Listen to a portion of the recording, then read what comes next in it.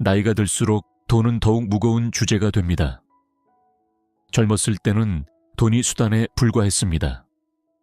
더 나은 삶을 위한, 더 나은 미래를 위한 단순한 도구였죠. 하지만 나이가 들면서 돈은 점점 더 큰 무게를 가지기 시작합니다. 수입은 줄어들고 지출은 늘어나고 미래에 대한 불안감은 커져만 갑니다. 하지만 오늘은 돈 그 자체가 아닌 돈 앞에서 드러나는 인간의 민낯에 대해 이야기하고자 합니다. 평생을 정직하게 살아온 사람도, 한평생 도덕적으로 살아온 이도 나이 들어 마주하는 돈 앞에서는 전혀 다른 모습을 보일 수 있습니다. 그것은 단순한 욕심의 문제가 아닙니다. 더 깊고 더 본질적인 인간성의 문제입니다. 첫 번째, 자식을 향한 과도한 집착. 나이가 들수록 자식에 대한 사랑은 때로는 집착으로 변질됩니다. 특히 재산을 둘러싼 문제에서 이런 모습이 극명하게 드러납니다. 평생 자식을 위해 살았다고 자부하던 부모가 재산 문제 앞에서는 자식의 행복보다 자신의 통제력을 더 중요하게 여기기 시작합니다. 이 변화는 서서히 찾아옵니다. 처음에는 자식들의 미래를 걱정하는 마음으로 시작됩니다. 내가 있을 때 자식들의 미래를 확실히 해놓아야 한다는 생각이 점점 더 강해집니다. 그러다 보면 어느새 자식들의 현재 행복보다 미래의 재산이 더 중요해지고 그들의 자율성보다 부모의 통제력이 우선시되기 시작합니다. 예금 통장은 어느새 무기가 됩니다. 이 돈이 있으니 너희가 나를 찾아오는 것 아니냐라는 생각이 마음 깊숙이 자리 잡습니다. 자식들의 방문과 관심을 돈으로 환산하기 시작하고 그들의 진정성을 의심하게 됩니다. 용돈을 줄 때마다 그들의 반응을 살피고 그것을 사랑의 척도로 삼게 됩니다. 더 무서운 것은 이런 집착이 자식들의 삶 자체를 통제하려는 욕구로 발전한다는 점입니다.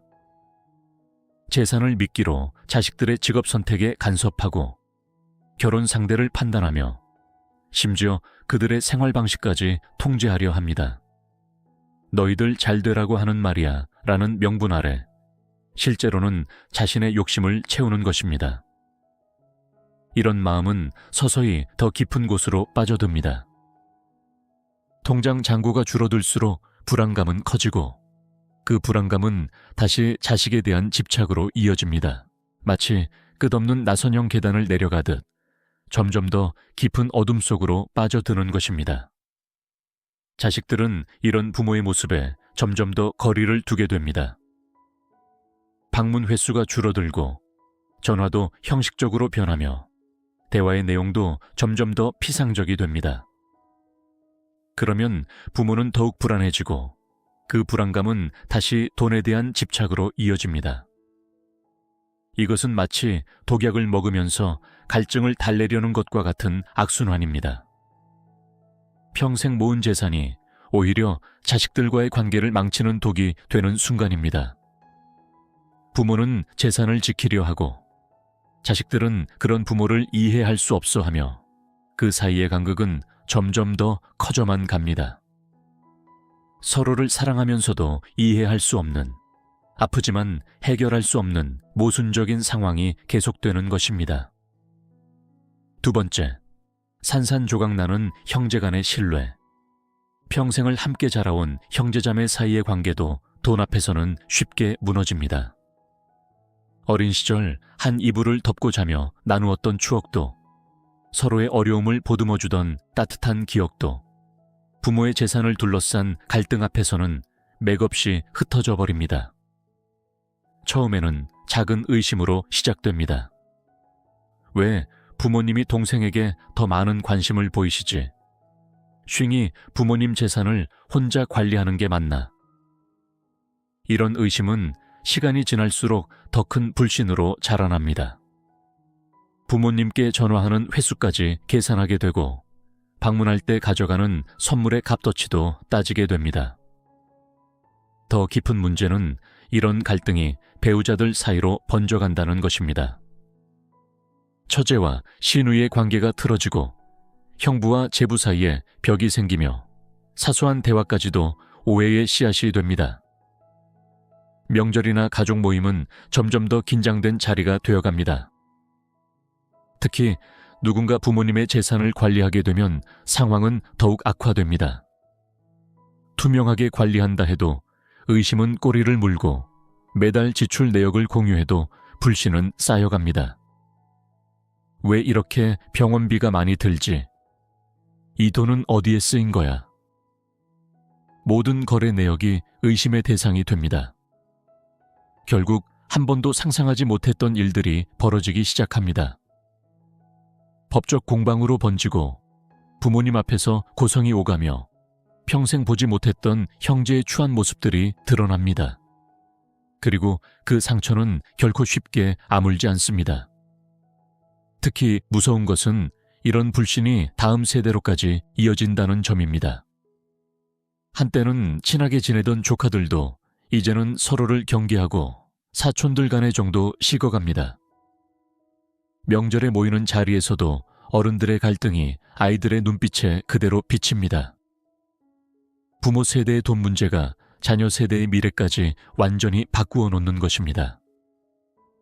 어린 시절 함께 뛰놀던 사촌들이 이제는 서로 인사도 없이 지나치고 페이스북이나 카카오톡에서 친구 삭제를 하고 결혼식에도 참석하지 않게 됩니다. 이런 갈등은 종종 예상치 못한 방향으로 터져나옵니다. 부모님의 병원비를 두고 다투다가 어린 시절의 상처가 붉어지고 유산 문제를 이야기하다가 30해 전의 오해가 수면 위로 떠오릅니다. 돈은 단지 도화선 같은 역할을 할 뿐 실제로는 평생 묻어두었던 모든 감정들이 한꺼번에 폭발하는 것입니다. 더욱 비극적인 것은 이런 갈등 속에서 정작 부모님은 더욱 외로워진다는 점입니다. 자식들은 서로를 의식해 부모님을 독차지하려 들거나 아예 방문을 꺼리게 됩니다. 부모님의 노년은 더욱 쓸쓸해지고 그것을 지켜보는 자식들의 마음도 편할 리 없습니다. 이렇게 형제간의 신뢰가 한번 무너지고 나면 그것을 회복하는 것은 거의 불가능에 가깝습니다. 서로에 대한 실망과 배신감은 깊은 상처로 남고 그 상처는 세월이 흘러도 쉽게 아물지 않습니다. 평생을 함께한 혈육이었다는 사실이 오히려 더 큰 아픔으로 남는 것입니다. 세 번째, 이웃의 불행을 즐기는 마음. 나이 들어 가장 무서운 것은 자신의 마음속에서 피어나는 질투심입니다. 이웃이 잘 되는 것을 보면 배 아파하고 남의 불행을 듣고 은근히 기뻐하는 자신을 발견하게 됩니다. 이런 감정이 찾아올 때마다 스스로가 부끄럽지만 그것을 막을 수가 없습니다. 이런 마음은 특히 오랫동안 알고 지낸 이웃들에 대해 더 강하게 나타납니다. 수십 년간 같은 동네에서 살면서 서로의 살림살이를 너무 잘 알게 된 탓일까요? 옆집 아들이 좋은 직장에 취직했다는 소식에 가슴이 답답해지고 맞은편 집의 손주가 명문대학에 합격했다는 소식에 밤잠을 설치게 됩니다. 더 슬픈 것은 이런 감정이 점점 더 깊어진다는 점입니다. 처음에는 그저 부러움 정도였던 것이 시기심으로 변하고 시기심은 다시 악의적인 감정으로 발전합니다. 이웃의 자녀가 이혼했다는 소식에 잘 됐다는 생각이 들고 친했던 친구의 사업이 망했다는 소식에 은근한 통쾌함을 느낍니다. 이런 감정의 뿌리에는 깊은 상대적 박탈감이 자리 잡고 있습니다. 왜 나만 이렇게 사는가? 저 사람은 왜 저렇게 편하게 사는가 하는 생각이 마음 깊숙이 자리 잡으면서 타인의 불행이 마치 자신의 위안처럼 느껴지기 시작합니다. 그리고 이런 마음가짐은 결국 자신의 삶까지 망가뜨립니다. 남의 일에 신경 쓰다 보면 정작 자신의 행복을 놓치게 되고 질투심에 사로잡혀 지내다 보면 주변의 좋은 인연들도 하나둘 멀어져 갑니다. 네 번째, 흔들리는 평생의 가치관. 돈 앞에서 가장 무너지기 쉬운 것이 바로 평생 지켜온 가치관입니다. 젊었을 때는 돈보다 중요한 것들이 많다고 믿었습니다. 명예, 신뢰, 우정, 사랑, 이런 가치들이 우리 삶의 중심이었고 그것을 지키기 위해 때로는 손해도 감수했습니다. 하지만 나이가 들면서 이런 가치관이 서서히 흔들리기 시작합니다. 병원비가 늘어나고 생활비가 부족해지고 미래가 불안해지면서 돈의 중요성이 점점 더 커져갑니다. 처음에는 작은 타협부터 시작됩니다. 이 정도는 괜찮겠지라는 생각으로 원칙을 조금씩 어기기 시작합니다. 점점 더 큰 선을 넘게 됩니다. 보험금을 타기 위해 거짓말을 하고 정부 지원금을 받기 위해 서류를 조작하며 세금을 줄이기 위해 편법을 찾아보게 됩니다. 한때는 상상도 하지 못했던 일들을 현실적인 선택이라는 이름으로 합리화하기 시작합니다. 더 무서운 것은 이런 선택들이 점점 더 쉬워진다는 것입니다. 처음에는 양심의 가책을 느꼈던 일들도 반복되다 보면 무감각해집니다. 오히려 이런 일을 하지 않는 것이 바보 같은 일처럼 여겨지기 시작합니다. 이런 가치관의 변화는 주변 관계에도 영향을 미칩니다. 정직하게 살아가는 이웃이 답답해 보이고 원칙을 지키는 친구가 구시대적으로 느껴집니다. 결국 비슷한 가치관을 가진 사람들끼리만 어울리게 되면서 삶의 지평은 점점 더 좁아지게 됩니다. 5번째, 돈으로 환산되는 마지막 인간관계. 나이 들어 가장 슬픈 변화는 모든 관계를 돈으로 계산하기 시작한다는 것입니다. 처음에는 무의식적으로 시작됩니다. 자식이 찾아올 때마다 용돈을 얼마나 가져오는지 체크하게 되고 손주들이 할아버지 할머니를 찾는 횟수를 세며 그들의 부모와 비교하게 됩니다. 친구와의 관계도 변질됩니다. 오랜 친구를 만날 때도 이 사람이 나중에 도움이 될까? 하는 계산이 먼저 떠오릅니다. 식사 자리에서 누가 더 자주 계산하는지 기억하게 되고 작은 선물을 주고받을 때도 그 가치를 따지게 됩니다. 이웃의 선의도 의심의 대상이 됩니다. 갑자기 친절을 베푸는 이웃을 보면 무슨 속셈이 있을까 의심하게 되고 복도에서 마주치는 인사도 그 사람의 경제적 지위에 따라 달라집니다. 순수한 호의를 믿지 못하게 되면서 점점 더 고립되어 갑니다. 더 비극적인 것은 이런 태도가 새로운 관계 형성마저 가로막는다는 점입니다. 노년에 새로 만나는 사람들도 모두 경제적 관점으로 평가하게 됩니다. 복지관에서 만난 새 친구도, 동네 경로당의 이웃도 그들의 재산 상태나 경제적 능력으로 판단하게 되죠. 이런 시각은 결국 진정한 고독으로 이어집니다.